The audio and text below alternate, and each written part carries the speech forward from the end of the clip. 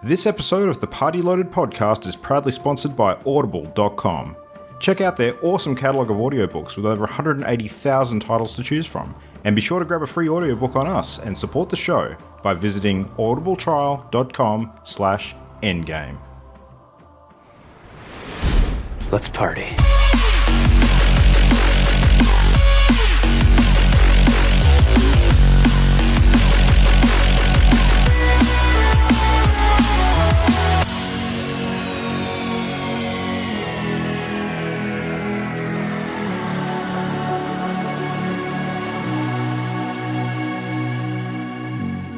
Hey everybody, welcome! It is time for the big show. Welcome one and all, it is the Party Loaded podcast for, well, you all know what date it is because it's friggin' E3 week. It's the 13th of June on Wednesday night if you're actually curious about the specifics, but this is your weekly hit of everything great in the world of video games, of which there are tons and tons of things to talk about tonight. I'm one of your hosts, Luke Ritalik, partying up tonight with Jam and Christian, rolling you both in together to save some time. Holy shit, we got a lot to get through. Yes, I'm here. Hello, let's go.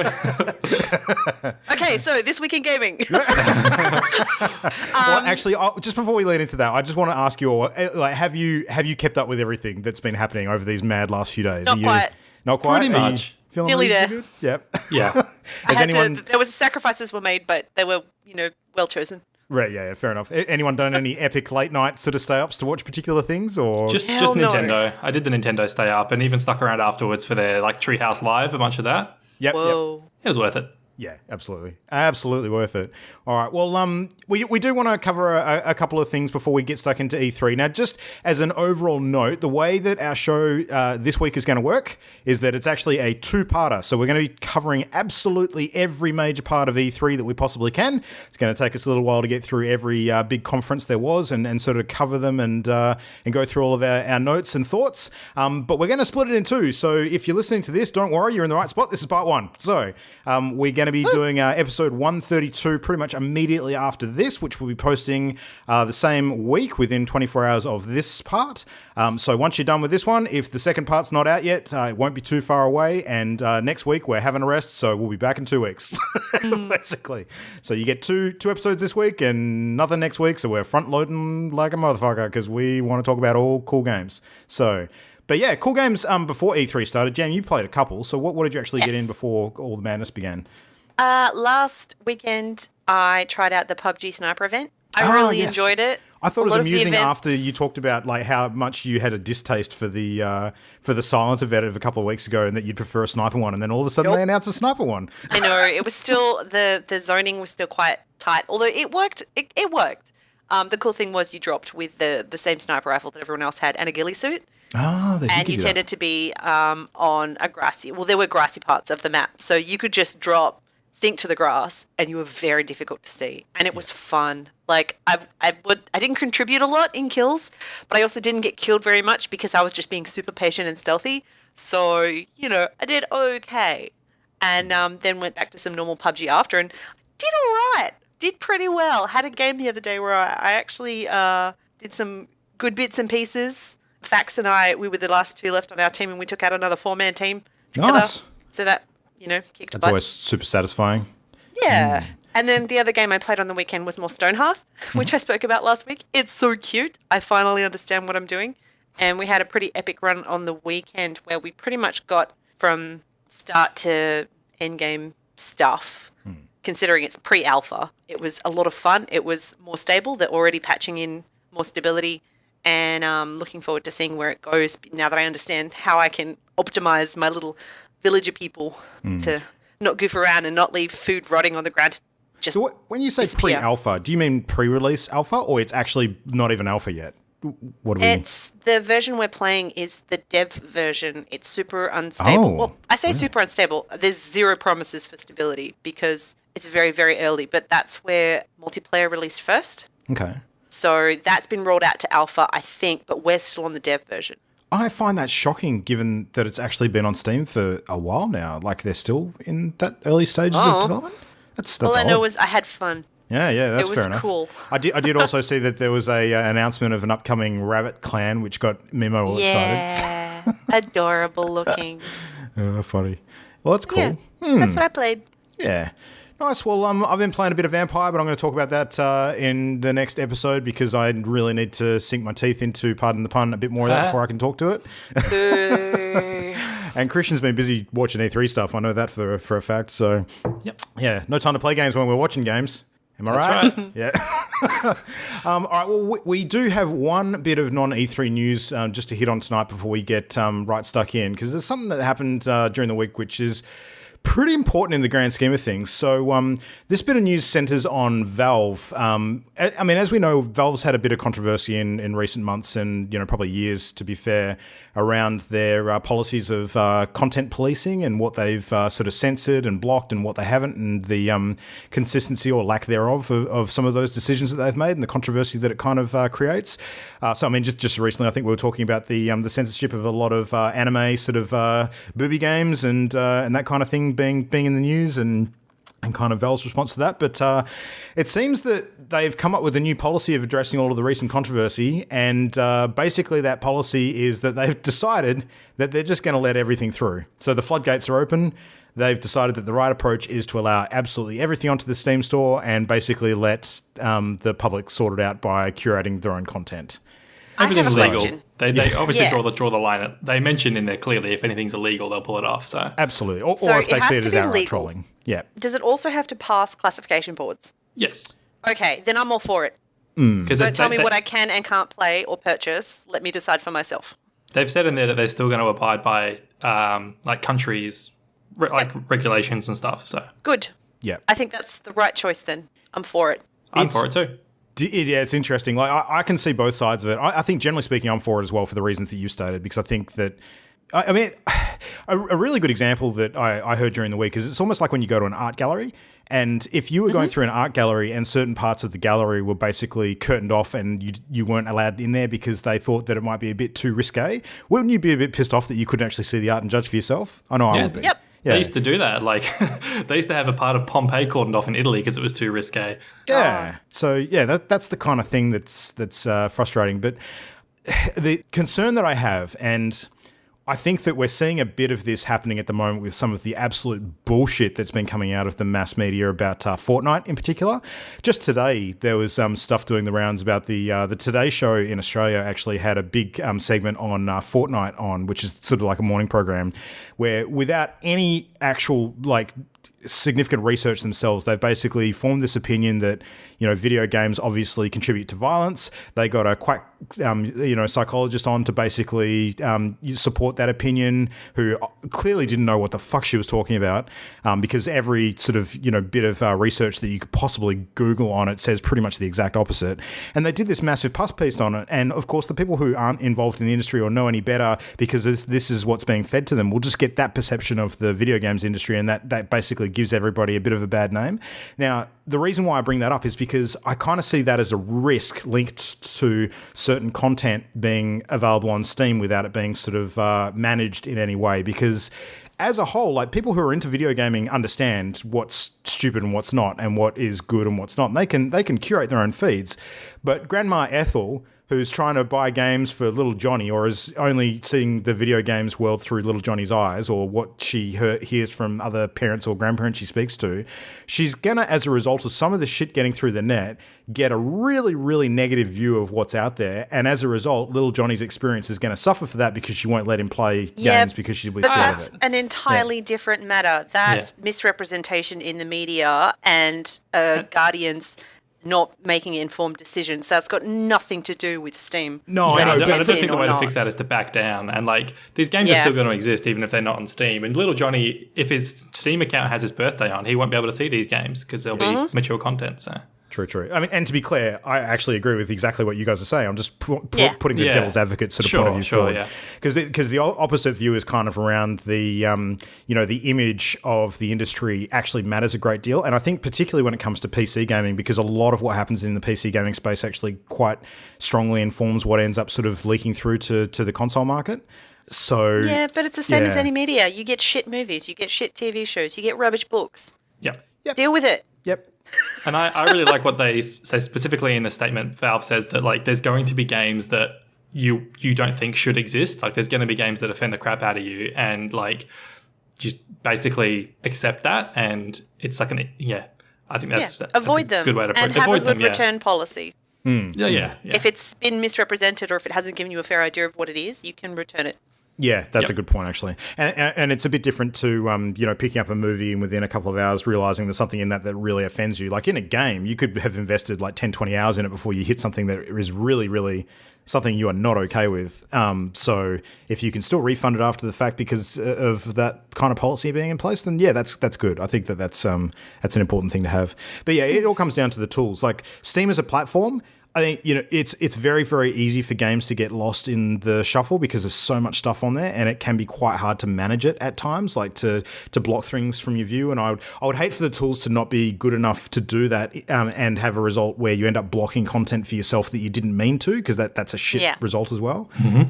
But yeah, no, as long as you can get rid of the worst of the worst, I think we're all on the same page. So that's good. It also avoids the Streisand effect, which is where when you try and ban something, it ends up amplifying its power. Like, these games thrive off negative publicity, like games like Hatred. So just not giving them that publicity in the first place, I think is a good thing. Absolutely. And I don't think there's any need for us to name any names on this show because giving them the oxygen is probably what we don't want to do. So sure, absolutely. Cool. All right. Well, that is Valve. And now let's get on with some E3. So we're going to split this down by sort of conference by conference. There is a schedule that sort of occurred. So, the event sort of kicked off with the EA conference, which was held outside of the main E3 venue because EA hold their EA Play event, which I think is, I don't know if it's over the road or in Hollywood, or it's pretty close to where E3 proper actually takes place. So that kicked things off. And then we had Microsoft, Bethesda, Square Enix. We had a couple of PC-related conferences with the Devolver Digital stuff and the PC Gaming Show. And then Ubisoft, Sony, and Nintendo rounded things out. So we're going to go through each of them and talk about how we think the actual presentation went, what games excited us, bits and pieces we picked up. And it's going to take us a little while to get through. So strap yourselves in and feel the ease. Christian, take it away. Let's go. So first up, like you said, EA Play, not technically part of E3, but obviously still part of E3 as far as EA is concerned. Part of E3. Yeah, it's E3 enough. And where to start? So the actual stage presentation I thought was pretty cringy. It was a typical kind of talking heads situation. People come out on stage, slightly awkwardly shuffling about and talking about their games. And I don't know, I just in general, when it comes to all presentations, I'm much more of a fan of the short and to the point approach. Like this sort of thing that EA is still doing of having somebody sit down for 10 minutes talking to a developer. I just want to see the trailer, really. And so I think, EA was a bit of an offender there, I think, as far as the presentation goes. Yeah. But with the games, I wanted to talk about Battlefield 5 a little bit. So this was already announced, but they showed off a multiplayer-focused trailer. And they're showing off how good their new destruction system is. The character customization has been amped up. They announced their Battle Royale mode, which Can I just point out, it took 6 minutes of E3 actually E3 hadn't even started, like 6 minutes into their presentation, and we had our first Battle Royale game. Battle Royale. Yeah. But admittedly, this is the Battle Royale game that I'm actually interested in. I'm not playing any Battle Royale at the moment, but I will play Battlefield 5 Royale. And they went in depth about their Grand Operations mode, which is like their new sort of multi-component, multiplayer mode where you'll have like one map and it's set on like one day, and then you have some objectives, and then the map will reset and it skips forward in time, and you've got new objectives, and it's kind of this multi-stage battle, and each one influences the other. Which I think is pretty cool. It's kind of like the old Rush mode from other Battlefield games, but more elaborate. What did you guys think about Battlefield? It looked good. Yeah. Really, lots of destruction. Yeah. I liked the destruction and the mobile turrety thingies. Yeah. The vehicles fun. Moving sort of big gun emplacements bit was kind of cool. I mean, it didn't look didn't look as smooth as I'd like, this thing sort of thudding onto a vehicle, hooking it up and then sort of pulling it away. Like it looked like a giant magnet and then no sort of physics effects at all. But do you want your character to have to jump out, walk over, hook it up, I know, jump back in? It's gameplay for the sake of realism. It's that delicate balance. Yeah, the destruction stuff though that you did mention that was friggin' cool. Like just tanks wading through buildings and everything sort of procedurally just crumbling around it. That was a highlight. I really like that a lot. So yeah, I will point out that there's a YouTuber, Jack Frags, who put out some videos immediately after the event that actually have like longer gameplay recording sections rather than the kind of like sizzle reely trailers that they had at the actual event. So if anyone's interested in actually just watching some solid Battlefield 5 gameplay, check out Jack Frags. Another game that I was interested in is Sea of Solitude. Did you guys see that one? Yes. Yeah. It looked fascinating. It was kind of a highlight for me, similar to the way A Way Out was in the EA conference last year. It was kind of like the indie dev one that stood out to me. Yeah. So this is like a smaller indie-styled game. Obviously not indie because EA is publishing it, but that sort of smaller, more artistic style of game. And it's focusing on the concept of loneliness is what they're saying. And you play a character in a little boat going around a sunken town and there's all sorts of weird monsters and... yeah, it looks weird, and the idea of focusing on loneliness as a like a game theme is interesting.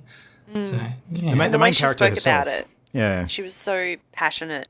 It was so clearly very dear to her, and she was stressing that it's not about eliminating loneliness; it's about understanding and balancing all of your emotions. It was just so interesting to listen to. Yeah, the impression I got from the way that she spoke about it like that, referencing the other emotions, is that they would form part of the quest. Like, it wasn't just the quest to overcome loneliness. It was a quest to sort of find all of these disparate emotional elements and kind of, reclaim them and bring them back together into that balance. Thank you for rephrasing what I just said. I know that's what you said, appreciate but I'm talking about it in more of a gameplay term as opposed to just a theme. Like, I think that will actually form the way you quest in the game and sort of achieve objectives and that kind of thing. So... I mean, it's good to have it as a backdrop to the game, but to actually have it like the way that you navigate the world and actually have to like do things, that's kind of what I thought she was getting at. But yeah, as far as the developer goes, I forget her name, and she was German or a Finnish woman. I'm not quite sure. Very, very heavy accent. Joe May. Yeah, that sounds about right. That's the name of the dev. Yeah, loads and loads of passion. It came across great in one way on stage that we kind of were like, yeah, great, indie developers that really love what they do. They're really invested in what they're doing. She's obviously lived part of this in her own life, and that's why she's so strongly connected to it. Great. But by the same token, because she spent so long talking and not enough time showing, it did get to that little sort of cringe-worthy bit where it was like, kind of just stop now and show us sort of thing. So, yeah, you got to find that balance. It's a tricky one, but... Look good though. Yeah. I mean, EA, they also had their usual cavalcade of sports games, their FIFA, Madden, and NBA, but I'm not going to talk about those because I don't think any of us are really interested in those. Zero fucks given. Sports ball, yep. exactly. Ball. Yep. You guys interested in Battlefront 2? They add in Clone Wars content and solo. That got a great response. Yeah, solo movie content as well. There was a very apologetic tone throughout that entire presentation. Totally, yeah. Stressing how they're committed to improving it. And, it was genuine though. Like, we hear you. We goofed. Yeah, we done gone fucked up. Please come back. That was funny. Yeah, there was a surprise Star Wars announcement too, which is they just were talking to one random dev in the crowd, and he just mentioned that their new flagship Star Wars RPG is going to be called Jedi Fallen Order, but no logo, no fanfare, just it's going to be called Jedi Fallen Order, and that's basically it. And it seemed really weird to announce it that way. It was a bit odd. Yeah. I mean, I don't know. Again, it's one of those things where do you come out and you do a big announcement when you're way early on in development, and then you have to kind of live by that and have a schedule of information. They said holidays 2019, so it's not super far away. Yeah. Even just having it as a slide in your presentation, having it on the stage instead of in the crowd, I think PowerPoint it. Yeah, I don't know. The guy revealing it was kind of awkward seeming, like a bunch of the presenters were. Yeah, Vince Zambella was his name. He's from Respawn. He's actually the co-founder. But yeah, like I totally agree with you, and I think that one of the things that was clear is that if it was scripted, it wasn't scripted very well. Yeah. So I don't think Andrea Renee, who was hosting, knew exactly what he was going to say, except for maybe a couple of key bullets. But she was kind of plying the info out of him. Yeah. Yeah. She said, "Oh yeah, those sound like great times," and it's like, "No, duck times, duck times." Yeah. That was funny. Yeah. And speaking of Andrea, like she did, I think, a good job considering what she was working with. Like, it's not her fault. She was obviously working to EA's game plan, and it's a tough gig. Her turd polishing skills are right up there. I got to hand it to her. Yeah. I'm sick of conferences where the presenter is like, "So what did you think of that?" to the crowd, and then they're just like dead quiet, or like, "How cool did that look, guys?" And then it's just like, no, just tell me what's cool and show me a trailer. Got to be careful. Yeah, absolutely. And then probably the worst thing in the conference was the Command and Conquer Rivals, the mobile game. Me. Like, what a way to bring back Command and Conquer. Oh, and they had it like shoutcasted on stage, and it was just no thank you. Yeah. Yeah. They had Kane in the game just as that fan servicey nod, and I'm just like, no, I'm sorry. And unless it's like an actual sort of cinematic done with Joe Kukan like reprising his role as the actor, I do not give a shit. It's not Command & Conquer. It's not a proper RTS. This is a mobile cash grab. It looks shit. And having the esports people out on stage to play like a demo game that took way too long and all this sort of false enthusiasm. Oh my God. It was the most corporate shill bullshit thing you could possibly do with that announcement, as bad as the announcement itself was without all the fanfare around it. Yeah, EA they showed the trailer after the gameplay as well, which didn't make any sense to me. Like, no, it's like they were trying to get people on board, and then it's like, this look a bit okay. Yeah, well, it's Command and Conquer, baby. And no. Yeah, they're very EA are extremely tone deaf still. I think this would pretty much prove the point. So yeah. And then the big, I guess, EA game was Anthem. So this is their big BioWare pillar RPG, open world online RPG that they announced last year, and then it was supposed to be coming out this year, but they delayed it. So they have confirmed now their release as February next year, February 2019, which is pretty cool. And they showed off a new trailer. They're talking about how they're convinced that it's going to have a good story. People are going to like the story, even though it's online. They want to merge like multiplayer and a compelling story.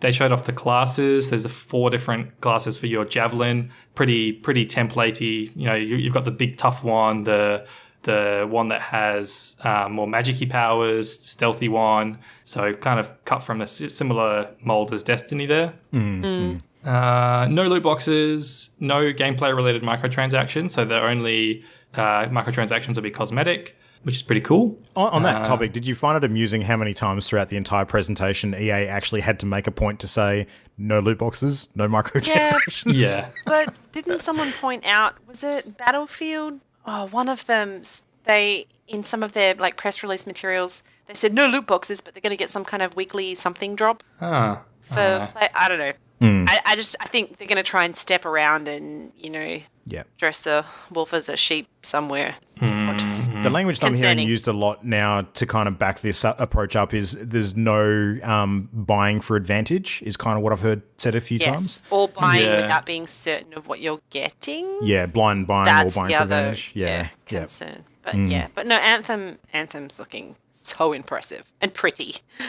I can't wait to explore.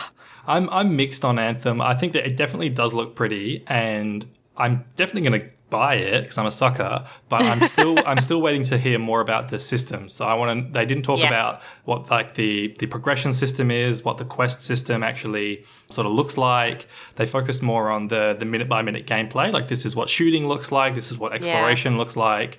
So I'm still keen to see more detail on like the guts of the game before I get super hyped. Yeah, it's interesting too because the open world is where the multiplayer happens, and apparently you can solo it, but it will be difficult, more difficult. And the solo storyline happens when you return to base. Sounds very similar to Destiny, doesn't it? Yeah, sort of. I can see that causing problems though. If you've got a really good narrative that requires chunks of time at base, and people are at different points in the story, then you're going to have, if you're trying to play with your friends, you're going to be hanging out waiting for them to finish kind their of like what we cutscene. did in Monster Hunter World earlier this year. Yeah. It might be a bit awkward, but I appreciate the approach they're trying to make. It's a good idea because it's fun when you can have a really good narrative in a multiplayer game. Yeah. I don't know if there's any other way to do it sensibly with the pacing if it is multiplayer. I think they kind of paint themselves into a corner and have to do it that way. Hopefully they figure out a way to do it well. That's all. Yeah, agreed. I'm landing pretty much where Christian is, I think. Like, surprisingly, I was actually really pumped for Anthem before this conference. And then I think, I don't know, maybe EA in general kind of poisoned the well a little bit. And as a result of me not enjoying their presentation, I thought a little bit less of Anthem. But Bit salty. yeah. Like That was definitely what happened to me, yeah. Yeah, that's it. But the thing about Anthem that I can't get this out of my head, that it's a BioWare game, and all of the things that we know BioWare to be so strong on are not elements that are existing in this game. Well, you don't know that. So- That's why They've I'm confirmed no romance options. They Yeah, I so know. that's- Really? Exactly. Oh, Yeah, okay, I'm devastated, man. They confirmed no romance. You see all these giant, cool sort of monsters and things in the game, and like if it's a BioWare game, my first question is, can I fuck it? No, and you can't. Denied. So yeah, I'm out. No, I'm not really. I'm going to buy it. But you can customize your javelin in so many pretty ways. Yeah, that's fair. Yeah, they confirmed no romance, and they also confirmed no AI companions as well, which is obviously another big part of traditional BioWare games. Yeah. Hopefully there's still really good dialogue and choice. I just don't Which is why it's know. interesting that they emphasize that it's going to have a good story. Like the world setting, actually does seem kind of not that original. That's a typical sort of ancient civilization, has lots of technology left over. There's these world engine things, and apparently they're these mysterious machines that can activate at any time and kind of reshape the world. And they're tying it into the gameplay, saying that you might go out into one area and then this world engine has activated and it like changes the landscape or creates some event. I'm getting a very like public event vibe, like Destiny from it, where it'll activate and you'll just go and do a quest there and that sort of thing. But Is that what they referred to with the actual name of the game? Like, is that what they were calling the Anthem of Creation? Because they use that term a few times. No. Oh, is it? Well, they were not entirely clear, but they did say that the big bad is trying to harness the anthem. Yeah. Yeah. I think it's the residual energy left behind by the creators of the world that kind of like up their tools and left before they finished. That's the impression I got. All I know is that's that what as they said, soon as I heard some Muse in the thing, I was pretty much sold. That was cool. Game to me looks like equal mix between Destiny 2 and Mass Effect Andromeda, and I got to be honest, those two things combined do not fill me with a huge amount of confidence. Yeah, but you can swim in your suit. Yeah, but can I fly fuck the through the fish, water. Jam? Can I fuck the fish? Probably. The fish will get fucked. I need to see get the guts of this game. I need to see the minute by minute when you're not just shooting enemies to really get hyped. Yeah. So. Yeah. Agreed. Any other thoughts on EA? Unravel 2 was announced. Oh, yeah. It's out now. That Yeah, that looks was cute. And people appear to be receiving it well. That was a nice mic drop moment, actually, just the fact that they did say it was out immediately. I thought that was really cool. It was It's really nice cool. when people can do that. And by the way, it's out right now. Oh my god. Yeah, and getting pretty good reviews from what I've seen already, so yeah. Yeah. Yeah, otherwise, no. Sports Ball, I skipped a bunch of the Sports Ball. They announced the Origin Access Premier, which is they've had their Origin Access thing for a while, which is you pay like a annual or monthly fee and you get access to like a catalog of games. But now they're doing it for their like brand new games too. It's just a more expensive version of the subscription, but you get like Battlefield 5 straight away and all their sports ball games straight away. So when the CEO came out and actually spoke about that, despite the fact that he used a few shareholder-friendly wank words that I really didn't appreciate, like this is the most disruption in the industry, blah, blah, fuck off. So when he was talking about that sort of streaming model, and I think this thing came up in a couple of other conferences or just general interviews that I was listening to throughout the week, it really does seem like this is something that we could be looking ahead to in the next couple of years, where like everybody's getting on board with the new streaming service, and that's where a lot of content delivery is going to happen. So I'm kind of getting that impression now. I'm a bit upset though at all the games I have purchased through EA that make me not want to subscribe because I've already purchased a chunk of. Well, as we know, Jam, your barrier to entry with subscribing or using Origin Access may in fact be the fact that Origin just doesn't like to take your money as it is. Yeah, that's true. That's true. Buggy. I don't want the industry to go this way. I don't like subscription models like this where it makes me feel obligated to play those games, and if I'm not playing the games, I feel like I'm wasting my money. And I just want to buy my games. Like call me Also, old-fashioned, but it relies on a really good, stable internet connection. yes. That's a problem for a lot of Australians. Yep. For a start. Certainly is. Yeah, and there's problems about like the length of time you'll own the games for, and what happens when the subscription ends and servers get shut off and all sorts of things. So yeah. I mean, we're in a world at the moment where we can pick up like a mini SNES and a mini NES. And it has games from, when we were young that we can sort of play again on it. Yeah, Yep. Look 10, 20 years in the future, a lot of the stuff that we're playing now, that's just not going to be possible with because servers will be shut down wholesale. So, For sure. yeah, disappointing. No, I'm glad that EA was first up because it was only upwards from here kind of situation. Yep. Sure. So following EA, we had the Microsoft conference, Yep. which opened in a very cool way. I was tickled. It had beautiful landscapes and you're following some soldiers and you're trying to figure it out and looking at the things going, what game is this? What game is this? And then there was some interesting stone shapes which made me go, and then suddenly Master Chief's helmet popped up and everyone went, yay! They announced Halo Infinite, which I want to find out more because I've always loved the Halo games. I know it's Particularly not, the but multiplayer. it sounds a lot like a battle royale. No. Could be. I reckon it's just No? open world Halo. That would be amazing. Maybe. So we're still waiting to find out more. No further details. Was Master Chief looking really skinny to anyone besides me? Well, They didn't show a full shot, did they? Oh, it showed part of his body. Yeah. yeah, the design, it looks like it harkens back to like the original trilogy design. Like it's a more old school Chief looking artwork, which I think is cool. Now, being an absolute fucking ignoramus when it comes to Halo in general, because I've not really played through any of the games completely, a Halo in Halo is a giant spaceship. Is that right? No. No. Okay. It's Isn't a it- big it's like ring a world. Yeah, it's a ring world. It's in space. So I think that's what you meant, Luke. But it's yeah. not a ship. Okay. No. So it's like a moving planet, kind of like a craft world in the 40K sense. Yes. Yeah. Okay. And I don't know the reference.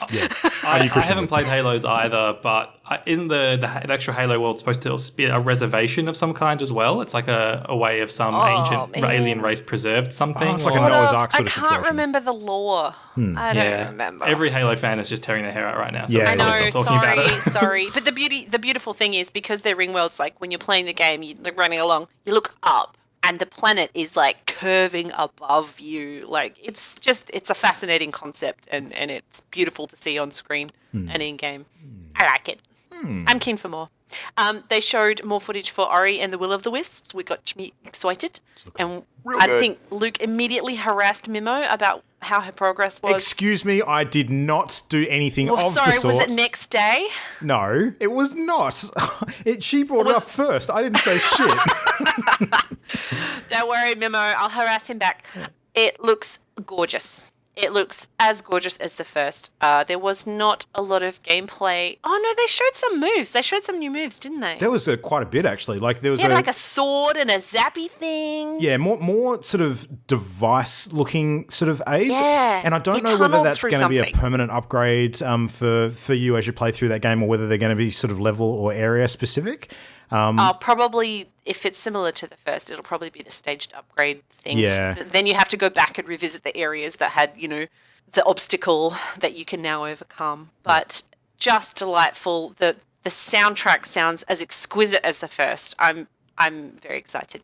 For a lot of people, Ori was about the characters and the imagery and all that sort of stuff. But for me, the reason I love the game the most is because as Metroidvania, it was tight as hell. Like, it was really good gameplay. So And there was a little why I loved owl. it. A little owl friend. Yeah. The next one they showed, I mean, Christian, did you want to talk about this one? Because I think you're the most excited. I can. All right. So this is Sekiro Shadows Die Twice, and my tagline for this is, "It's not Tenchu, but I'll fucking take it." Yes, it is our I thought consolation you prize two for would be there being happy. no Tenchu. Yeah. So this is From Software's new game that they announced last year and have now revealed. It is directed by Hidetaka Miyazaki, who is the original Dark Souls creator. He directed Dark Souls 1 and Bloodborne, which is awesome because I have a lot of faith in his direction. It clearly retained Souls-like elements. It's got a wicked fantasy Japanese setting. Set at at the end of the Warring States period, but it's got all kinds of cool demons and stuff in it. But they've confirmed some details that are very un-Souls-like. So there's no loot system. You don't change your armor. There's no stats. You don't level up. and there's no souls to collect like there is in a typical Souls game, but the combat is still clearly the same engine, and your character has like a weird robotic bone arm, and that you can get all sorts of different attachments for it. And that's the teaser we saw at the Game Awards when they first spoiled this thing. So yes, yeah. Very Inspector Gadget. Very Inspector Gadget. This was the first of many weird cybernetic / like replacement arm things that we saw throughout the entire That's a bit conference. of a theme, There isn't was it? heaps of them. Yeah. But you can like turn your arm into a cool shield thing, or have a cannon or a flamethrower, or like shoot fireworks to distract people. And you have like a grappling hook. So there's a level of like verticality to Shadows Die Twice that isn't present in any other Souls games. Normally they're very like more plodding, and you're just climbing ladders and using elevators. But this is the movement's much more dynamic in Shadows Die Twice. Verticality in a stealth game, I think, is very important. So I was happy to see that. Yeah, it looks really cool. Yeah, I'm so keen for it. And it's 2019, so next year. Awesome. I Did look neat. I am interested in this game, but I don't know if it was just the video that I was watching, but the graphics look really rough to me. I didn't like the lighting. Yeah, But- it's not like state of the art, but Yeah. Still, It's the a lot of game. people It's are going to have the a lot of fun. gameplay sells these games. So Yeah, definitely. One thing that did look super pretty was Metro Exodus. We got to see a little more of that game. Oh, hell yeah. And, it's just all of the Metro feels. Just the tension and the anxiety. Yeah. And there's like all this cult-like stuff in this one. Ugh. This is one of the games that I'm going to have to play the other Metro because of how good I think the sequel looks. I'm going to try and get that in before it releases in February. So February 22nd, we know it's coming now. And this was the first of many games that it became clear we're going to make February next year a really, really interesting month. yes, we've already mentioned Metro and Anthem. Yep. So that's already 2. Holy They're shit. the same day too. Yep. Well, Yep. didn't they release? 22nd. They revealed it was either Metro or another big title was apparently on the exact same date that what was that zombie game is Days coming Gone? out? Days Gone, yeah, exact same Days date. Gone and Anthem are the exact same date. That's right. Yeah. All three. Yep. How much do you want to bet that one of those moves? I don't think it'll be. Well, actually, yeah, it probably will be Anthem, but I don't know. Maybe Days we'll Gone see. will move because they're scared, and then Anthem will move because it's not finished. Yeah. We also saw some Forza Horizon 4, which looked stunning. I keep saying I should play this. I know Memo's keen on a driving game. Mm-hmm. And We Happy Few had a story trailer, which looked really interesting. The storyline for that has me fully intrigued. So I've heard a few things about this game, and I'm kind of revising my initial sort of take on it because the stuff that we heard when it had the early kind of, I don't know if it was a beta or just like an early access version, it seemed like they kind of built it as a bit of a survival sim in that setting, and people weren't liking it a whole bunch. And they seem to have gone back to the drawing board now and have come out with something that's a lot more story heavy. It looks a bit more like a sort of dystopian England kind of drug-induced Bioshock kind of game to me. That's what people were expecting Bioshock, but then it turned out to be like procedurally generated, like roguelike elements to it. It seems like it's not that anymore. Like they've changed that like quite a bit so that it is more what people wanted. So that fills me with a lot more promise, I think, with that sort of coming back. And a lot of the sort of press outlets and stuff that have been playing footage during the week in E3 proper after the presentation itself have been sort of feeding back that it is actually looking like a completely different game, which I think sounds good. So It looks fascinating. I'm very interested now when I wasn't before. So it was a good trailer to show. Yep. Devil May Cry 5. Yeah, baby. I know nothing. You go, Christian. So Devil May Cry 5, it has been one of the worst kept secrets in the industry. It was, I think it leaked nearly 2 years ago that this game was in development, and from some pretty official sources too. So everyone who likes Devil May Cry has known this game is coming, but it's finally been revealed. And it is, the big thing about it is it's going back to the original DMC timeline. So they made Devil May Cry 1 through 4, and then Ninja Theory made the remake DMC, where they gave the Dante, the main character, a new makeover, and it looked like a young, teen heartthrob instead of a very Japanese inspired design, and hardcore fans hated DMC or didn't like it as much. But they've gone back to the original timeline now, which is very cool. But in this game, you don't play as Dante, who's been the main protagonist of the last 4. You play as Nero, who was a co-protagonist in DMC 4. But that caused a lot of confusion because when the trailer first came out, people thought that they just redesigned Dante again. But no, this is Nero you're playing. And the actual trailer looks awesome. The DMC's always been famous for its like stylish action combat. And it does look very fast and fluid and pretty. And yeah, very exciting. And another dude with a missing arm replaced with some stuff. Yes, and that's actually the second. He had a missing arm. He got it replaced, and then he lost his replacement arm in DMC 4, and now he's got a new replacement arm. Okay. Poor guy. Interesting. Yep. Poor guy. So he's well and truly rearmed and dangerous. That sounds good. Yeah. Oh my god. Yeah, that was an interesting trailer. It looked cool. Like, I've never played a DMC game, but I could jump in at 5, I think, if I'm not going to get too confused by the story. So, yeah. Fine. If you can play Yakuza 6, you can play Devil May Cry 5. Yeah, okay, that's probably a good comparison. Nice. Can I talk about Cuphead for a sec, Jam? Yes. Yeah, because they announced the Cuphead DLC expansion, and that surprised me. I was not expecting that at all. So the delicious last course we can look forward to soon. And they've added a new playable character, which is the female Miss Chalice, which is kind of cool. I need to play it. Yeah, I'm still haven't expecting played that it. this is probably going to take the shape of like a 4th island or something, like with about half a dozen new bosses on it and some extra sort of platformy levels if it follows the same formula that the game already has. But yeah, that's cool. I'm happy about that. It's a game that deserves more content for sure. I'll also mention sort of while we're up to this part of the conference as well. There was a bit where Microsoft. I think it was Phil Spencer himself actually that came out and started talking a bit about the Microsoft business plans and what they've been up to in recent times. Turns out they've been busy acquiring new studios. So they've actually built one from the ground up, which is going to be based in Santa Monica, called The Initiative, which hasn't actually done anything yet, but they've sort of built it out with a whole bunch of talent, and they're going to be doing some stuff in the future. But they've acquired 4 other studios that have actually, they've done some pretty, well-known stuff. So first off the list, we've got Ninja Theory, of course, which are the makers of Hellblade: Senua's Sacrifice, that came out and did stupid well last year. So if they can produce games of that caliber, then that's a really strong acquisition for Microsoft. So They also did Heavenly Sword and Enslaved, which were 2 like PS3 games, and they did the aforementioned DMC Devil May Cry. So there you go. Playground Games, which are responsible for the Forza Horizon series. So they're another pretty established developer. Undead Labs, which, as you might guess by their name, have actually been in charge of State of Decay. State of Decay. Yep. And Compulsion Games, which are the makers of We Happy Few. So they're a bit younger blood, but that's a pretty solid lineup, I think. Yeah. The overall impression I got from that and a lot of other stuff during Microsoft's general presentation, and I'll sort of wait until the end to summarize, but was that they are lining their troops up for war. Is very much the impression I got. So even if they don't have a whole bunch of actual exclusives to announce this year, they're kind of making their intentions clear that they are not going away and they're getting ready for some shit. So, which incredible is good to quantity. So many games. Yep.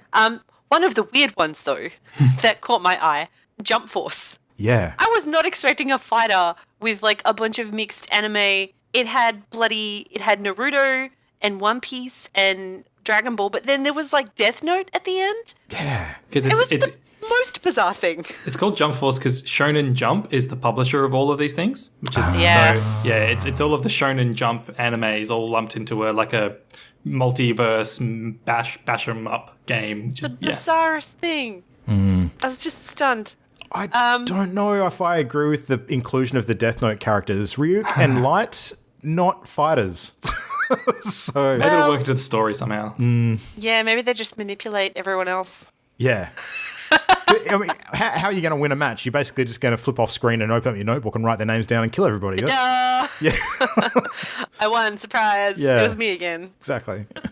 I don't know. They showed some Dying Light 2 footage, which looked really cool. I like how the parkour looks better in this one. I enjoyed number 1. I never finished it, but I started it twice. because I did have fun. I just got distracted by so many games. What's really cool about this one is that it looks like when you go into this place, there's consequences to your choices. You could actually change the environment and sort of, I guess, the politics loosely of the area based on who you side with, who you defeat, who you form an alliance with. So that was cool. Yeah, the example they gave with the running water and sort of doing a deal with one group to sort of secure a water supply, I thought was really interesting. Yeah. Yeah. And the fun part was they were explaining all of that by showing daytime footage. And then at the end, they remind you, but that's just the daytime. Yeah. At night, you're going to be terrified. And it's true. I hated the night sequences in the first game because it was so challenging. So it's still zombie death parkour. Yeah. Look out. So I'm keen to see more about that one for sure. The next one, Luke. I mean, I heard your excitement. You probably could have heard it like suburbs away. Yeah. When this got announced, this is when I started to realize, holy shit, this could be the year of dreams. This could be the year where all of my dreams come true, because this was a very, very fine announcement, and I'm sad that there wasn't more kind of in the same vein as the Metroid Prime 4 announcement last year, but holy shit, they're bringing back Battletoads. What the actual fuck? I did not see that coming. That is one of my favorite games of all time, like the original Battletoads. It's not clear from what they showed if they're doing a remake of the original Battletoads. I hope not, because they probably shouldn't, given that was included in the Rare Replay bundle on Xbox 360 not that long ago. It kind of should be like a brand new game. It did seem like it was going to be, because the only things they mentioned was that it is going to be a three-player couch co-op, which is good, because all three of the main characters, Rash, Zitz, and Pimple, will be present then. They'll be able to play as any of those. There is going to be exaggerated sort of combat bits they mentioned, and apart from that, they were very light on the details. So they kind of showed an image of one of the speeder bikes and the pop-up walls that sort of destroy them. Very infamous. Yeah, very, very well known from the original Battletoads on the third level of that game. It's one of the hardest parts of the entire game and how it got a lot of its reputation. But yeah, man, the comic style that they showed, I don't know. Like, it's a comic-y kind of franchise. Like, you can go a little bit animated and that sort of thing. I don't want them to give it the, for lack of a better comparison, have you guys seen the more recent Ninja Turtle animated cartoons sort of on TV? How they've really gone away from the old school sort of animation to this weird kind of Nickelodeon, like, pixel shaded crap. It looks cheap. I'm concerned that it's going to be like that, and I hope not. There needs to be a little bit of grittiness at least. But I don't know. Wait and see. Oh, look, it's a new Battletoads game. I'll friggin' take it. Who am I kidding? So. I had a funny moment the next day at work. One of my colleagues messaged me, and she's going, "What the hell is Battletoads?" Because my husband lost his shit. Oh, my sweet summer child. You need to learn. Yep. So it's only in development. They teased it potentially for 2019 and beyond. I think it'll be a while before we hear anything more about that. But man, as long as they make a hard as balls platformer with great sort of brawl combat, that's what they need to do. So yeah, very excited. And then they had another funny little series of teasers of sorts. They had a little Gears logo pop up. People cheered, and then a pop vinyl popped up. Oh my and everyone God, went, "What?" Like a Funko Pop. No. Yeah. Everybody didn't go, what? Everybody went, boo. Well, yeah. Yay, they're doing Gears, Funko Pop, whatever the hell. Yeah. And then they're like, "Oh, and also, surprise, Gears Tactics." And everyone's like, "Okay." And then they said Gears 5, and people lost their shit. Yeah. That was cool. It was an awesome cheer from the crowd. This one's going to focus on Kate, who's voiced by Laura Bailey. Yay!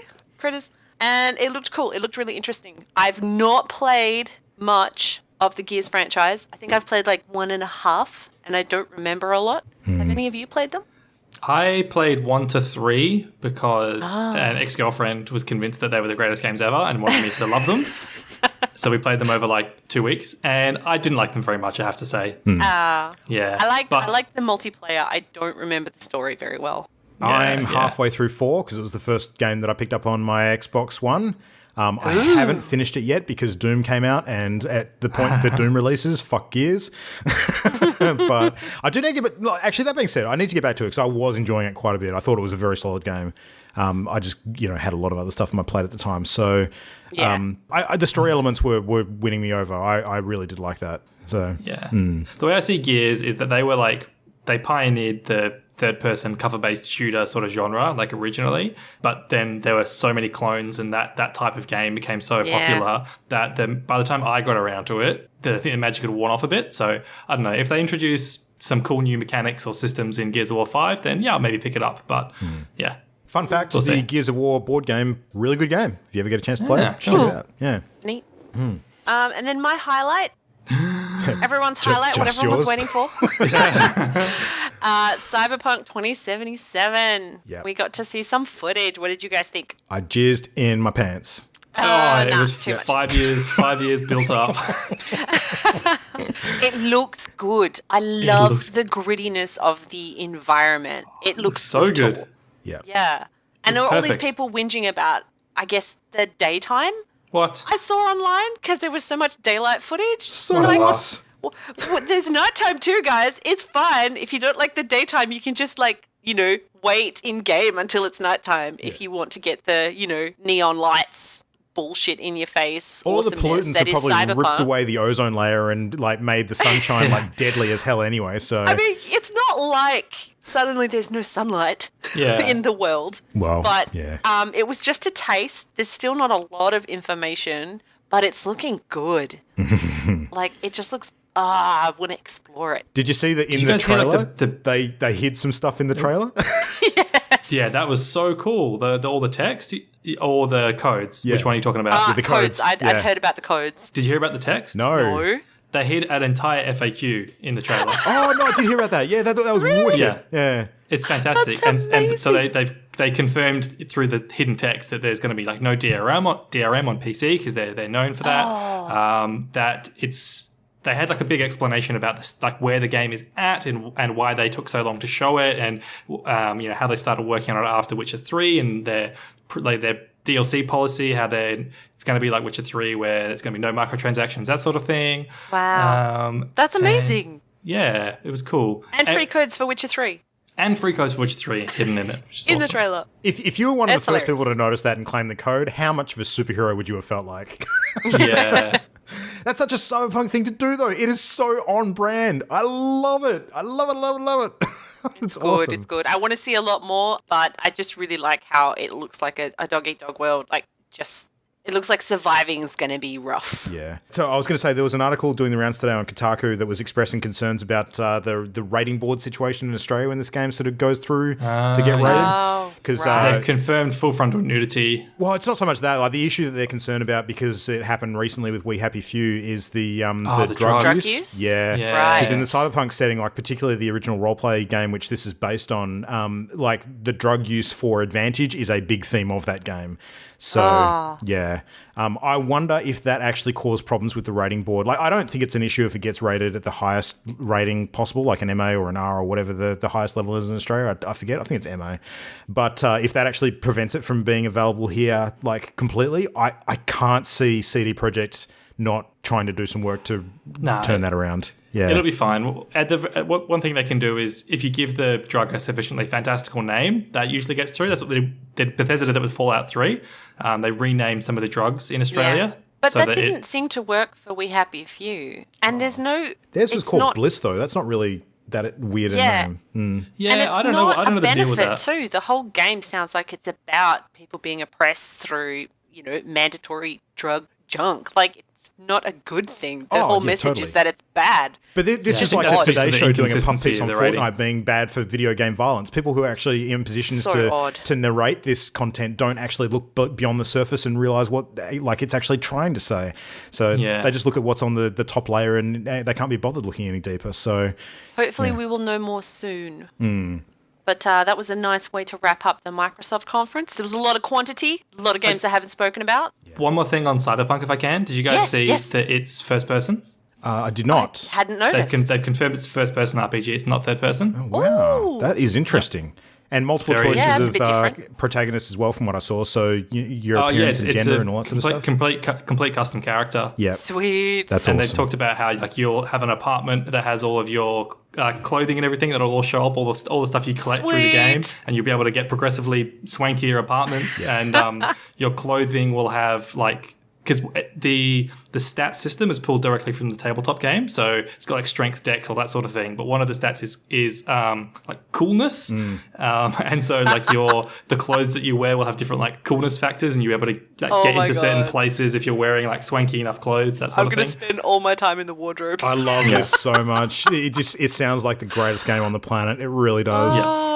Yeah, I'm so pumped for it. Yeah, and because they said that the decision to go first person was because they felt that it suits shooting games better. They just prefer a first person for a shooting focused game as opposed to Witcher, which was more melee combat. That makes a lot of sense. Yeah, I could dig that. I like that flexibility. That's good. Yeah, the ability to like switch wouldn't be a bad idea either. Like, you know, to have the option, but like I totally understand what they're getting at. They said it'll switch in certain scenes, like in cutscenes and stuff. It'll switch, but yeah, because if you spend all this time creating your character and your appearance is part of the factor there, you want to be able to see it at certain junctions. That's a pretty critical part of that. Yeah, true. Yeah, no, So I wanted to see a little more, but very happy with what I saw. Well, no gameplay was a bit of a sticking point. You know, because this far into development, you would hope that they'd have that kind of ready to show. I don't mind that they didn't, because I really like the trailer that they did show, but it does give me questions about how long we're still going to be waiting for this thing. So they had behind closed door gameplay. Okay. So journalists have seen it. They said that they had a demo sequence that showed off an area near the start of the game, and then an area where the character is like fully upgraded. And one of the articles I was reading was talking about some of like the late game implants your character can get. Like you can get these cool spider arms that come out, and you can like traverse things, and it sounds really cool. That's awesome. I trust CD Projekt Red. Can I just say, they make good stuff. Overall, the Microsoft conference this year, really fucking good.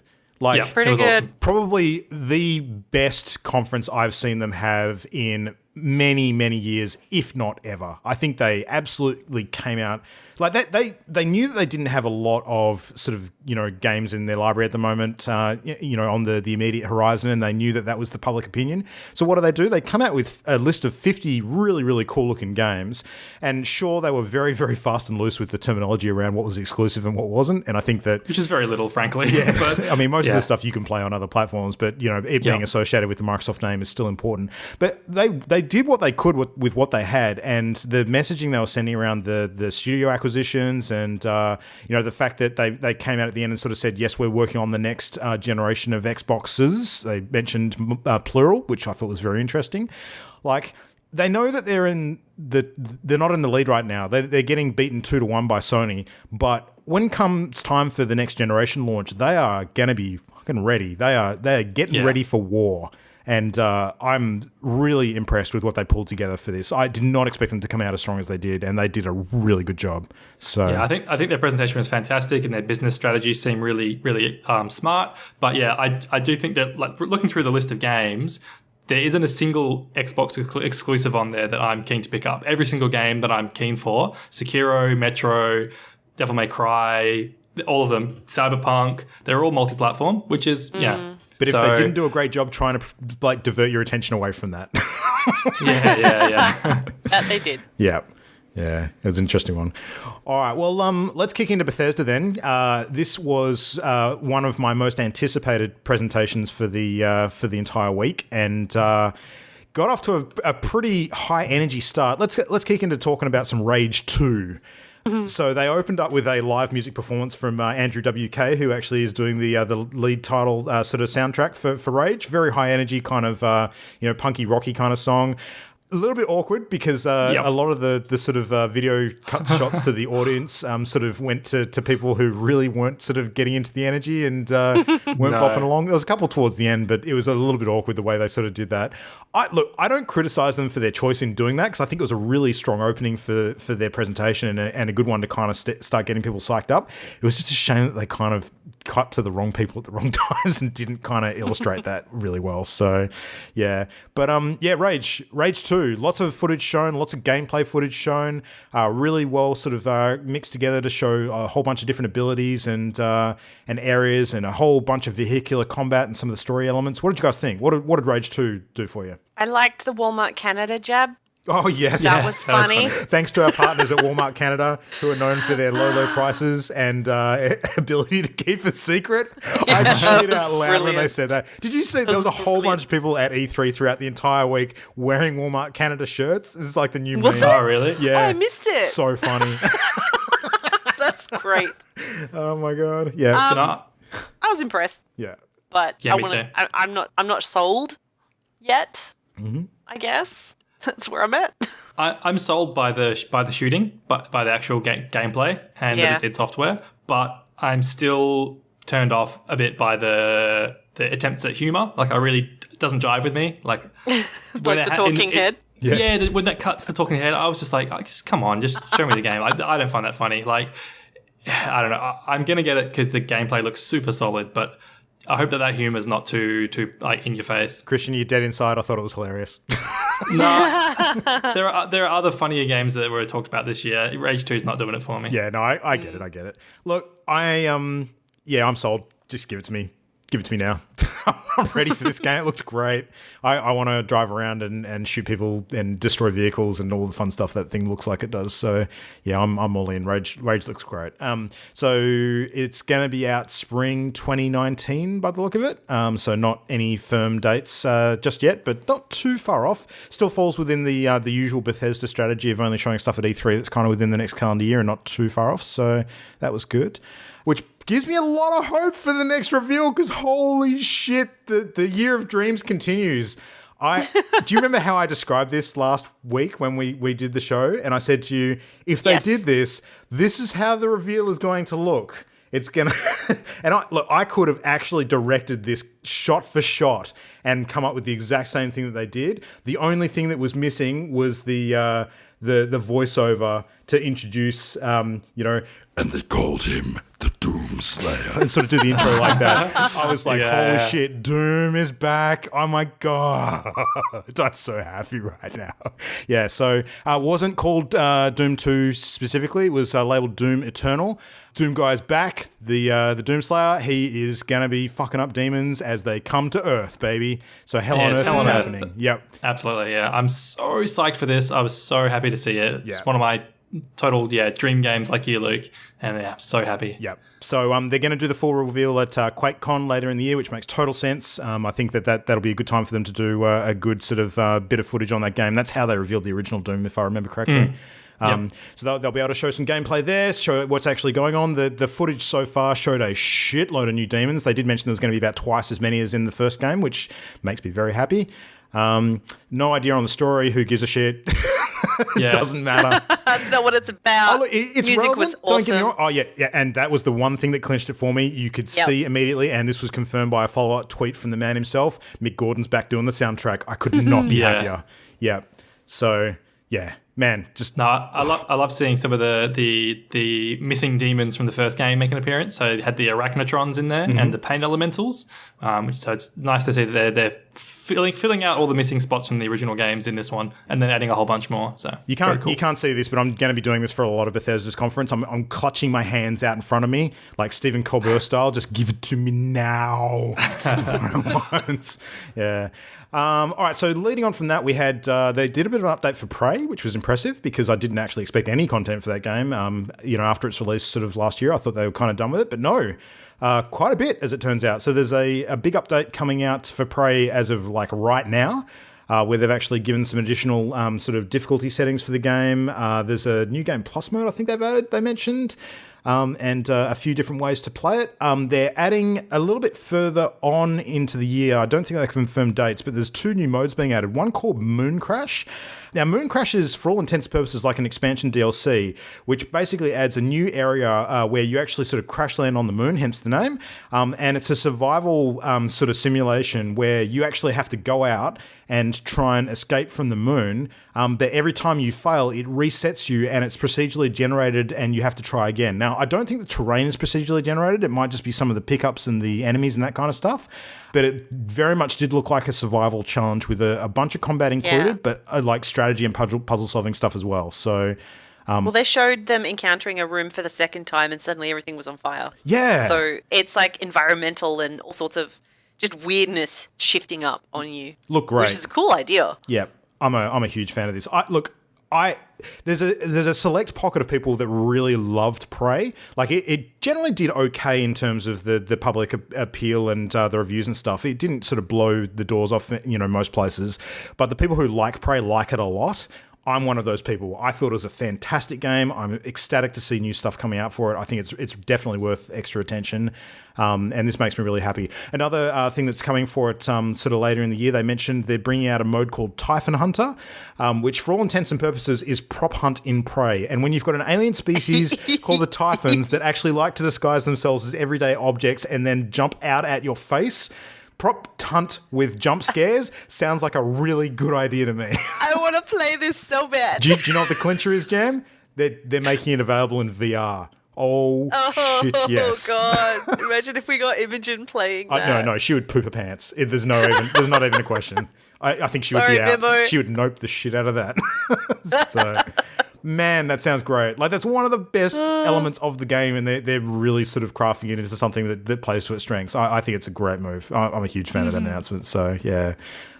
Prey's cool. Christian, did you ever mess with Prey? Is that something that you ever... I didn't actually. No, I never picked it up. Yeah. So...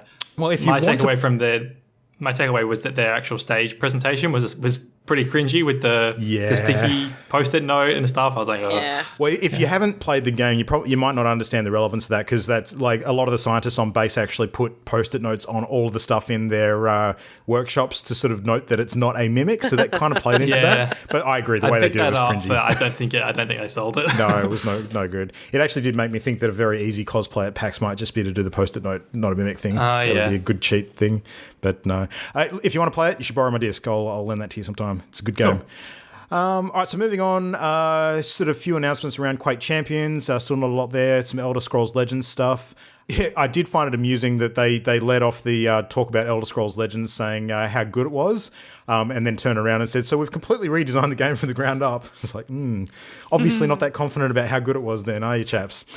And then kicked into some new content for Wolfenstein 2. Again, did not see this coming. I thought we were done with this game for the foreseeable future after the release of New Order. New Order? No, New Colossus last year. New Colossus, yeah. But no, expansion coming out next year, Wolfenstein 2 Youngblood. So following along the same kind of theme as the other expansion to Wolfenstein The New Order, which was Old Blood, which was kind of a prequel set before BJ was really on the scene. Youngblood is setting the time forward a number of years to basically set in France, and you are playing as one or both of BJ Blazkowicz's twin daughters. So... yeah, and it was accompanied by their commitment that, they basically wanted to look for new and inventive ways to allow everybody to fuck the shit out of Nazis again. So yeah, that was good. That was very good. The messaging was strong, yeah. I find this interesting that it's ostensibly an expansion for the New Colossus, but it's so different, like being set in the 80s in Paris. I don't think I it is. thought it was its own game. Old Blood was its own game, but it was done in a way it's standalone, but it's kind of like a Far Cry Blood Dragon sort of thing, where it's it's not like the next mainline game. It's a in between game. I look at it as like Uncharted Lost Legacy kind of thing. Yeah, exactly. It's a little spin-off thing. Yeah. But yeah, usually that type of game utilizes a lot of the same assets and systems, but this just seems very so different to New Colossus, which is like having co-op is wicked. Yeah, I forgot to mention that. That's real cool. So hand is up for anyone who wants to join me on a jolly romp through that world. Yes, to do that. I volunteer. Mm-hmm. You volunteer as tribute. Let's do it. Yeah, I'm all in. Yep. So that's cool. Wolfenstein is always good.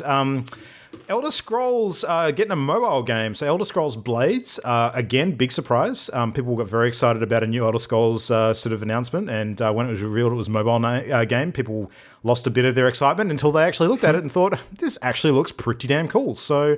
I was surprised. Very pretty looking game for a mobile platform. The graphics are exceptionally clear and crisp. Combat doesn't look too exciting, but it looks serviceable. It looks sort of, Oblivion / Skyrim level at the very least. Maybe not quite that sophisticated, but, the animations reminds me of that kind of aesthetic. But yeah, it plays a bit like an RPG. There was 3 modes that they sort of teased for it. One was an endless dungeon kind of roguelike mode. There was a PvP mode that you could play against other players, and then there was a narrative-driven sort of town mode, I think they called it, where you'd actually go off on an adventure. And they did make a point of mentioning that the game could be played on a phone in portrait mode too, so easier for you to disguise when you're watching it and at a work meeting without getting caught. Yeah, that was That was good. It's also not just mobile. It's every platform, all the way to VR. There you go. Yeah, I could see this game in VR being kind of cool. Yeah. Yeah. Seems like Playing against someone on their mobile. Yeah, oh yeah, and they made a point of that too, like hilarious. totally cross-platform as well. Like someone could be doing a VR playthrough and versing someone who's sitting in the aforementioned meeting room playing on their phone. So that's great. And you can visit your friends' towns. There's town building. That seemed neat. It was completely unexpected, and I was very surprised. Oh, look, Bethesda and mobile games, after Fallout Shelter and how that did, I have every confidence this thing will take off and do pretty well. So yeah. So that was good. Fallout Shelter they called out as being the anniversary of that game. I was shocked at how many people were actually playing it. I can't remember the stat that they listed, but it was like multi-millions, which shocked me. I was huge, like, wow, this game is just gigantic. Oh no, what was it that Todd Howard said? He said that there's more people playing Fallout Shelter than all of their other games combined. I was like, Yeah, that's wow. right. Okay. I did not expect that. Yeah. Cool. Basically. Other weird sort of platforms for games. We cannot go by without mentioning the Skyrim Very Special Edition for Alexa. I loved it so much. If you did not see this part of the preview, go and watch the video now. Google search Skyrim Alexa and you will find it. There was a comedian doing the skit who I don't know his name. I kind of recognised him. He's a fairly well-known British comedian, I think. God damn it. Yeah. I've lost it. Did you write it down? Do you know who he is? Key and Peele. Yeah. It's Key, isn't it? Yeah, I think so. Shit. I know who you mean. Yeah. I'm Googling. Cool. All right, we'll swing back around to that. So, yeah, the spoof was very funny. But the funniest thing about it all was it turns out this product is actually legit. It exists. And you can buy it. I was like, what? Couldn't believe it. So you can actually get this thing not just for Alexa, you can actually get it for smartphones as well, and it's entirely voice controlled. I'm going to download this thing, I'm going to play this thing, and I'm going to report back next episode on how this thing actually worked, because I am super intrigued. Yeah. It was Keegan-Michael Key. That's it. And it was just freaking hilarious watching him yell Fusroda at Alexa, like, oh my God. And then suddenly he was low on health and he was like, how much cheese do I have? Yeah, 400 something cheese. I ate all the cheese. All of the cheese. It's just, it was so very, just those cliche but memorable moments of Skyrim in that. It's ridiculous ad. The thing that I love the most, laughing so much. The thing I love the most about it, and I think this has become very clear in the last couple of months, Bethesda have turned into one of the coolest game companies around who, like, they are not scared to poke fun at themselves. They know all the memes. They're happy to lean into them and have a bit of fun with it. Like the whole killing Nazis stick, they really leaned on. The whole Walmart Canada thing, making fun of themselves for how many platforms Skyrim's been ported to. All that shit, they're all in on it. They're happy to have some fun with the players and you know, basically have a good humor about the whole thing, which I love. That kind of like attitude for a company is perfect. Love it. Absolutely love it. I did like that. I was a bit frustrated at the pausing for applause constantly. Yeah. Which accompanied it.